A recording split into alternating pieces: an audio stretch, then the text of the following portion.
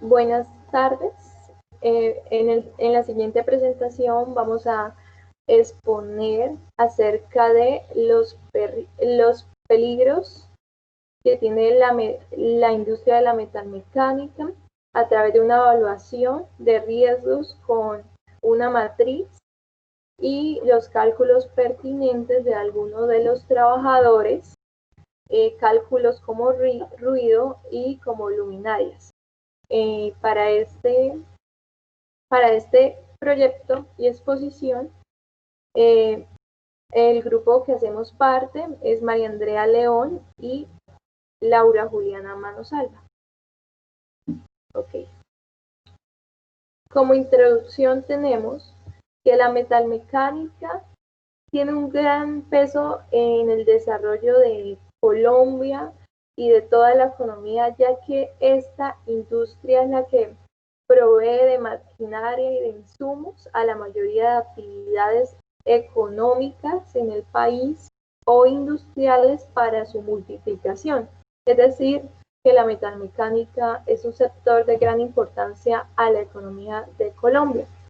El fin de este proyecto es evaluar algunos riesgos que tienen los trabajadores que están expuestos a las soldaduras y a las forjaduras en esta industria y determinar cuáles son esos riesgos y esas posibles soluciones para mitigar esos riesgos.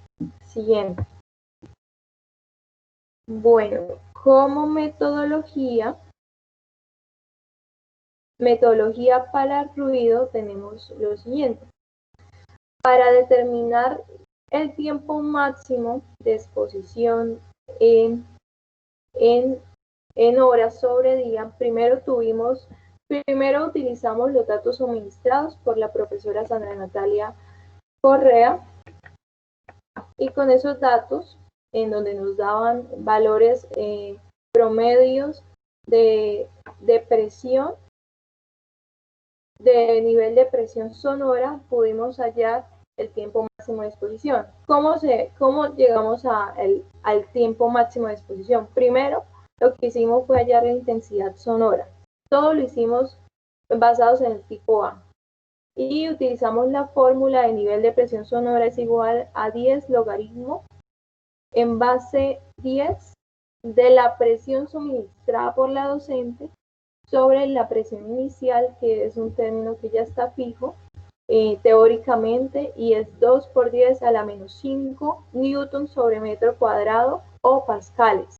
Ya teniendo el nivel de presión, el nivel de presión sonora, hallamos el tiempo máximo de exposición. Pero para el caso de los trabajadores que estábamos evaluando, ellos no trabajaban 16 horas como se puede ver en la fórmula de tiempo, de T mayúscula, sino ellos estaban trabajando 8 horas. Para determinar este tiempo máximo de exposición, cambiábamos el 16 por 8 y elevábamos el 2 al número de presión sonora anterior hallado, menos 80 sobre 5.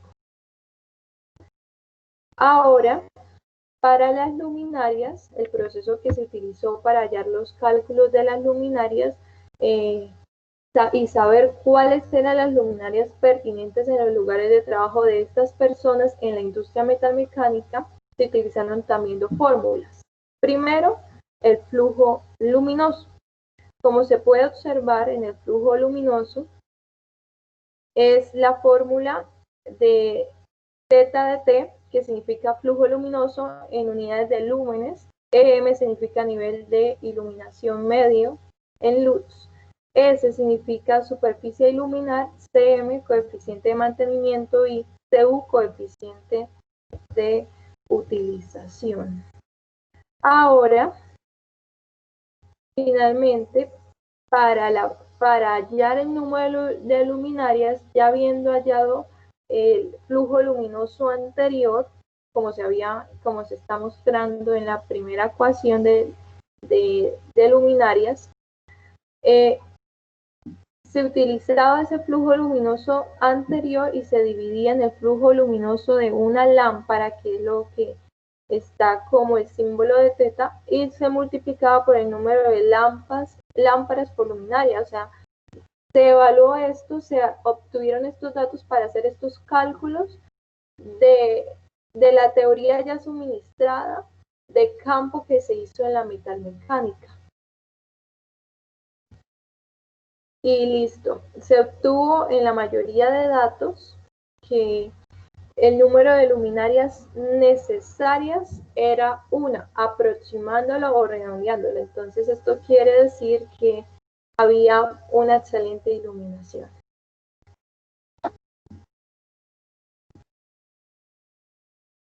Siguiente.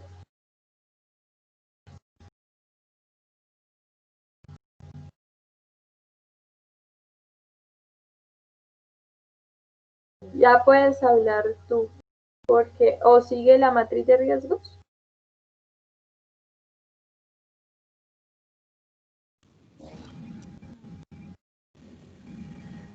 Sí, ya. Es que tenía el micrófono apagado. Bueno, para realizar los resultados obtenidos, primero tomamos unos datos que en este caso fueron dados por la docente Sandra. Como se puede observar en la diapositiva, primero que todo hicimos el procedimiento para analizar el número de luminarias. Entonces, para los respectivos cálculos utilizamos sus respectivas fórmulas. En la diapositiva se puede observar los datos obtenidos del soldador y del forjador. Estos datos fueron tomados por la docente Sandra y por lo general fue para un ruido continuo con una exposición diaria de 8 horas, pero se rotan en cada una de sus respectivas máquinas.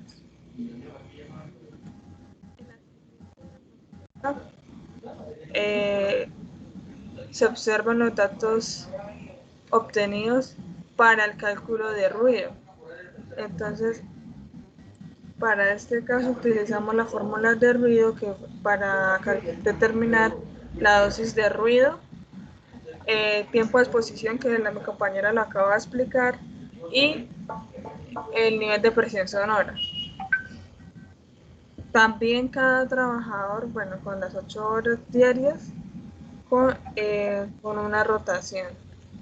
Quiere decir que realizaban la actividad de 4 horas.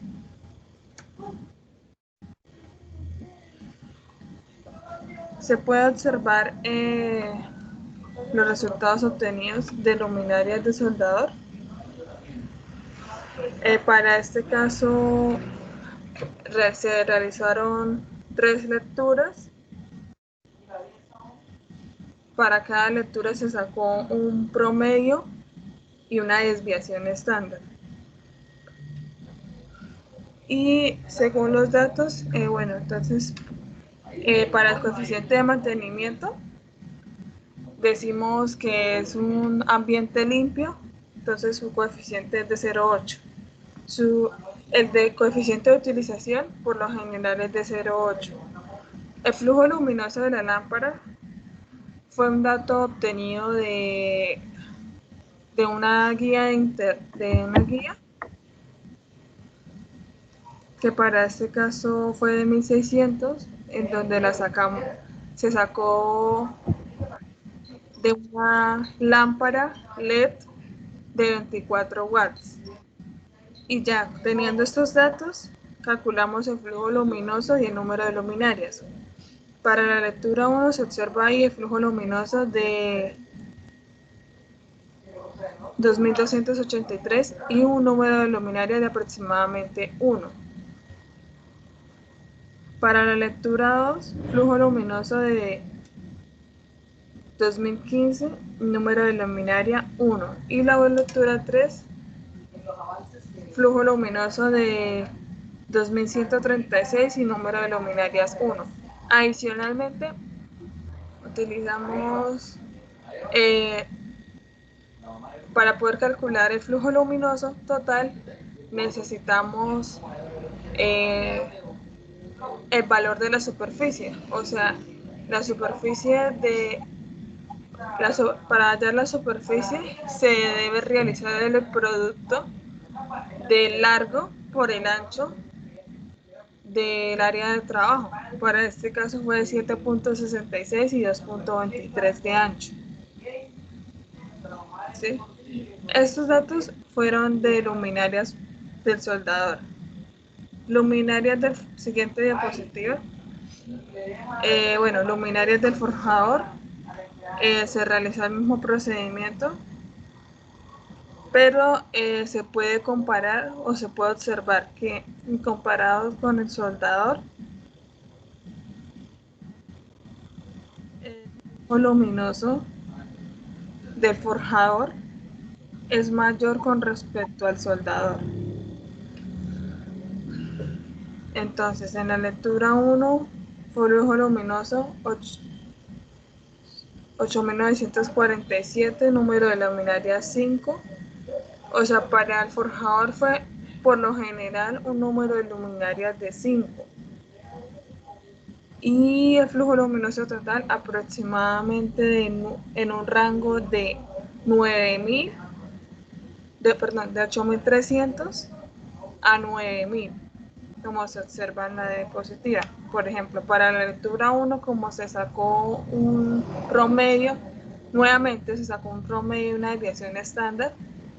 Entonces el flujo luminoso 8947, número de luminaria 5, para la lectura 2, 8248 de flujo luminoso y número de luminaria 5, finalmente 9083 de lectura 3 y 5 luminarias.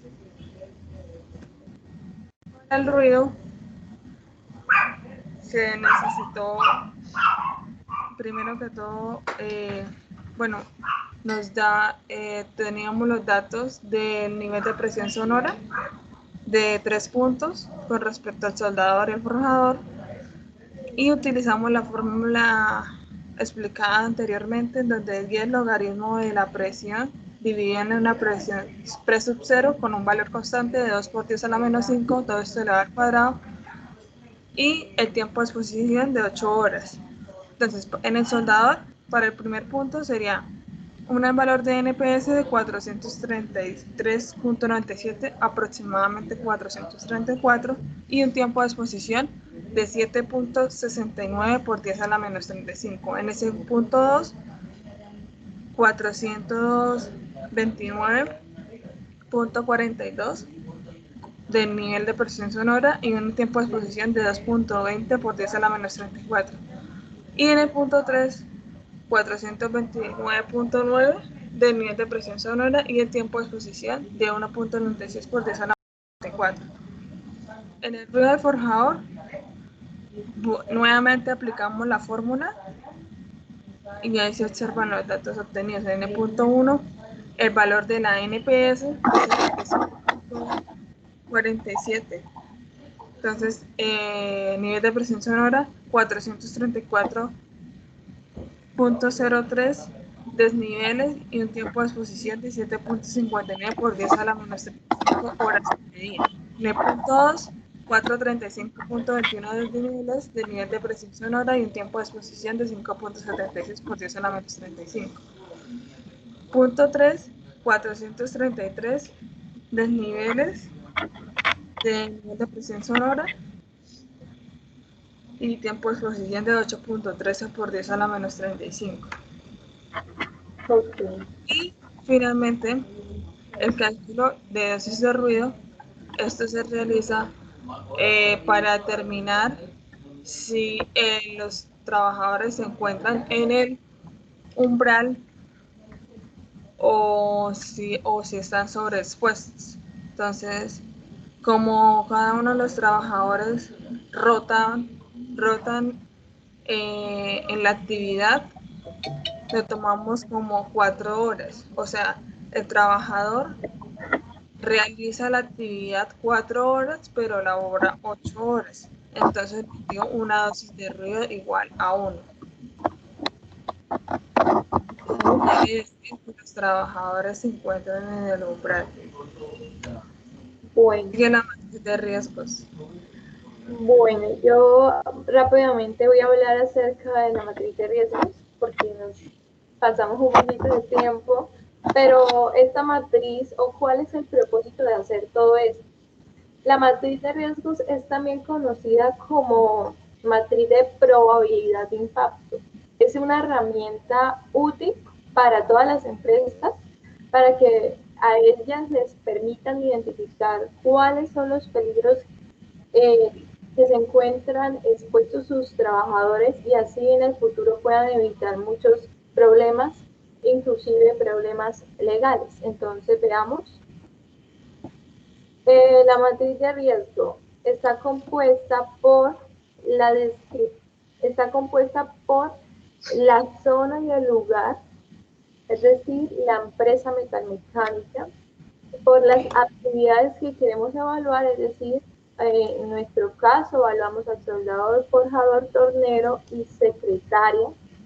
Y también está la zona de las tareas y describimos ahí para tener en cuenta qué tareas realizan cada persona, cada labor, para sí mismo pues poder determinar qué riesgo. También se pone si este trabajo es rutinario o no.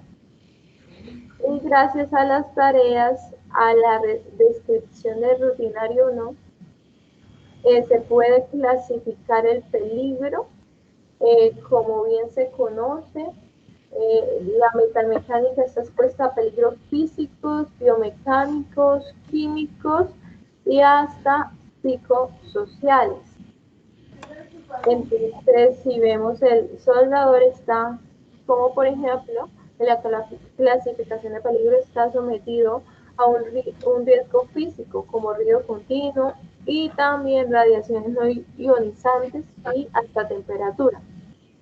Digamos, los efectos posibles que pueden permitir este análisis, este ya análisis hechos es que el trabajador en estas labores pueden sufrir quemaduras en la piel, pérdidas auditivas por el riesgo del ruido tan alto y irritabilidad en los ojos por la iluminación mal adecuada.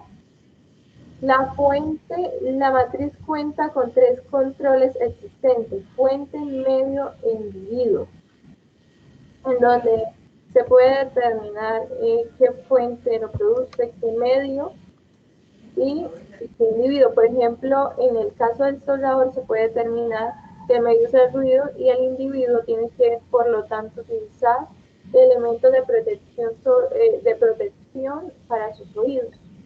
Nivel de eficiencia es un nivel 6, nivel de exposición es un nivel 4, nivel de probabilidad, que es la multiplicación entre el nivel de eficiencia y el nivel de exposición, es igual a 24.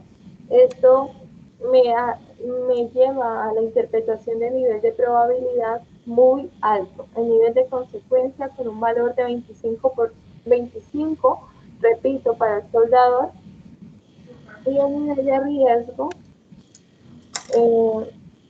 es de 600, es decir, se encuentra en un riesgo alto, por eso vamos a representar la interpretación del nivel de riesgo, NR, con el número romano, la letra romana I. El riesgo no es aceptable. Entonces, ya como pudimos observar, la matriz de riesgo nos permite hacer una evaluación pertinente de los riesgos a los cuales están sometidos los trabajadores y así poder tomar decisiones que puedan mitigar esos impactos sobre la salud de las personas y asimismo el beneficio de la empresa. Ahora voy a hablar rápidamente de la priorización de riesgos.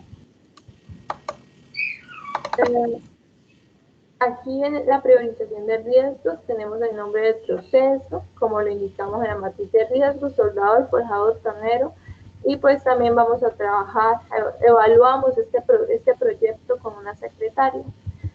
Nuevamente escribimos las tareas, el nivel de riesgo lo traemos de la matriz de riesgos, el nivel de interpretación también, la fuente también, el medio también, el individuo también. Es como la priorización de riesgos se enfoca en describir los riesgos más representativos que obtuvimos en el paso anterior, que fue la matriz de riesgos. ¿Qué controles? Pero al final lo que hace la priorización de riesgos es generar unos controles recomendados, control de ingeniería, controles administrativos y demás. Por ejemplo, para el soldador, un control de ingeniería sería instalar sistemas de ventilación, porque estas personas, las personas que trabajan en esta labor están sometidas a temperaturas elevadas para fundir el metal. Controles administrativos. Es bueno disponer de barreras de protección en el lugar de trabajo y asimismo estas barreras me van a permitir la expansión de chispas, de calor, de luz que irrita y de arcos de soldadura. Se recomiendan equipos o elementos de protección personal que la persona que trabaja en soldadura tenga zapatos de seguridad, guantes especialmente para soldar, chaqueta de cuero, máscara fija y protectores auditivos. Siguiente. Plan de mejoramiento. En el plan de mejoramiento, bueno, pues fue como indicar mediante objetivos y metas que se puede mejorar o qué se puede hacer para los riesgos que presenta el trabajador. Puede ser con medición trimestral, mensual o semestral. Por favor, si quieres, di las conclusiones de una vez, Sí. porque ya creo que todos lo aclaramos con... Diseñar el sistema de seguridad y salud en el trabajo, bueno, identificar los riesgos y peligros. La meta puede ser con un rango de 60 o 100%. Esto se puede hacer mediante folletos, capacitaciones, reuniones, correo electrónico. La tabla de peligros, que es de la norma GTC 45, para poder analizar cuáles son los peligros de los trabajadores. Y como conclusiones, se concluye que en los dos casos, o sea, para el trabajador de soldador y forjador, solo necesitan una luminaria, lo que significa que los trabajadores presentan buena iluminación. Además de eso, se pudo observar o se pudo analizar que la dosis de ruido es igual a 1. Significa que algunos puntos de medida fueron tomados cuando los trabajadores se encontraban de descanso. Dilo de la resolución. Como análisis, tomamos en cuenta la norma GTC 8, que es para poder analizar el nivel de iluminancia de cada uno de los trabajadores. Entonces, ahí observamos que el intervalo de iluminancia para el soldador es de 200 a 500 lux, mientras que en el forjador es de 300 o 750 lux. Esto varía, el intervalo de iluminancia varía dependiendo de la actividad que se vaya a realizar y en lugar en donde la realice. Por otro lado, se vio la resolución 8321 de 1983, que se utilizó para analizar el nivel máximo de ruido, que para la zona, en este caso la zona industrial es de 75 desniveles, pero según los datos suministrados por la profesora, el ruido en los 3 puntos medidos no excede los 75 desniveles. Por ello, la empresa está atacando lo establecido en la resolución. Y finalmente una recomendación que según los datos de la empresa, la iluminación de la zona donde se guardan las herramientas pequeñas no presenta buena iluminación. Entonces se recomienda instalar una ventana que conduzca luz natural al cuarto de almacenamiento de las herramientas para que la iluminación sea efectiva.